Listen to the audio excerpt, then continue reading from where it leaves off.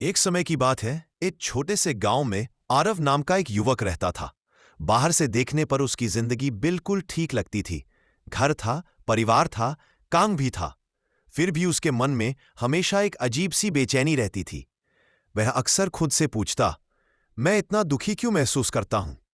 आखिर मेरी कमी क्या है? अपनी सवालों का जवाब खोजने के लिए एक दिन वह गांव के किनारे रहने वाले एक वृद्ध साधु के पास पहुंच गया। साधु अपनी बुद्धिमत्ता और शांत स्वभाव के लिए दूर दूर तक प्रसिद्ध थे। आरव ने पहुंचते ही कहा, गुरुदेव, मैं जानना चाहता हूं कि मनुष्य दुखी क्यों रहता है। मैं सब कुछ होते हुए भी अंदर से खाली महसूस करता हूं। साधु मुस्कुराए और बोले, ठीक है, लेकिन इसका जवाब मैं सीधे नहीं दूंगा। तुम्हें पहले एक कार्य करना होगा। उन्होंने आरव को एक कांच का गिलास दिया और कहा, इसे पानी से भर लाओ, लेकिन ध्यान रखना, इसमें एक भी बूंद गिरनी नहीं चाहिए। आरव ने बहुत सावधानी से गिलास उठाया और गांव के कुएं तक गया। रास्ते में लोग बातें कर रहे थे, बच्चे खेल रहे थे, कोई हंस रहा था, कोई शिकायत कर रहा था। लेकिन आरव अपनी निगाहें सिर्फ गिलास पर रखे था। जब वह सुरक्षित लौट आया तो साधु ने पूछा, बताओ, जब तुम ये गिलास लेकर जा रहे थे, क्या तुमने रास्ते में लोगों की बातों, हंसी मजाक या झगड़ों पर ध्यान दिया? आरव ने कहा, नहीं गुरुदेव, मैं तो बस इस गिलास को गिरने से बचाने पर ध्यान दे रहा था। साधु ने गहरी सांस लेते हुए कहा, यही तुम्हारे दुख का कारण है।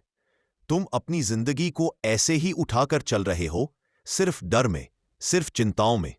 तुमने अपने आसपास की खुशियों, अवसरों और सुंदर क्षणों पर ध्यान देना ही बंद कर दिया है।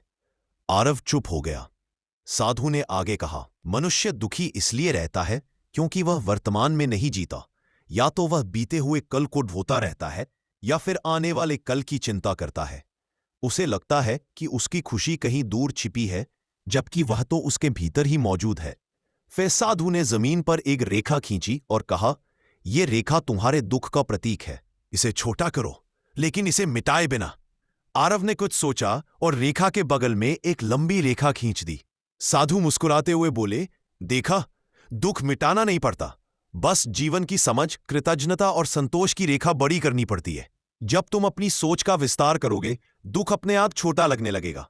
आरव को सच समझ आ चुका था। वो उठते हुए बोला, गुरुदेव, अब मैं समझ गया। मनुष्य दुखी इसलिए रहता है क्योंकि वह मन में अनावश्यक बोझ लेकर चलता है। अगर हम अपना ध्यान उन चीजों पर लगाए जो हमारे पास है, तो हम दुख से ऊपर उठ सकते हैं। साधु ने कहा, बिल्कुल, याद रखना, जीवन में दुख आना स्वाभाविक है, लेकिन दुख में डूब जाना हमारा चुनाव है। आरव ने कृतज्ञ भाव से प्रणाम किया और एक नई सोच, नए दृष्टिकोण और हल्के मन के साथ घर लौट गया।